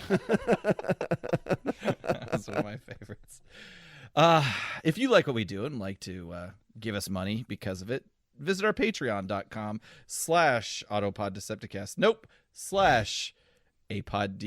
That's Not it. doing another take. And also check out our goods, APDC store at AutopodDecepticast.com/store. And we invite you to continue this journey with us, this audio adventure at any platform. Maybe Apple Podcasts is the one, or Maybe. Stitcher. Maybe. Perhaps it's Google Play, I guess. iTunes. Leave Hey. a review. By the way, I did some Googling. I woke up early this morning, and instead of watching the episodes, I Googled like how we were placing on charts. Apparently, our podcast charts very highly in Malaysia. What? Yes. Oh. In How do you even Malaysia, look this up? Colombia, and Great Britain, but really high, popular in Malaysia. There you go. Sorry, I threw that in there. Thanks. With a shout out then to I- Malaysia. And then I fell back asleep and didn't watch the episodes. Social media, Twitter, Facebook, Instagram, at APODcast. And there's the web presence at autopoddecepticast.com. Yes, please. Yes, please. Go 5 and stars. do whatever you want. 18. Hey, I guess now that Do you our want- 5-star record has been broken, it's just kind of like keep breaking it. No, 5 stars or nothing. Yeah, 5 stars or nothing. 5 stars or 1 star, but you got to leave a comment. If you're you're gonna gonna do a 1 star, tell us what's up. Yeah. Just don't leave a 1 star. My ego can't handle Oh. it. I didn't do mushrooms right. You need to watch that Joe Rogan. Ugh. Figure out how to do it I'd right. rather. Let's all do mushrooms and watch Joe Rogan. Woo! All right, everybody. See Bye. ya. Bye. What a good episode. So yeah, Google like I Google the auto. Sometimes I'll just Google Autopod Decepticast and go through it. But if you go to like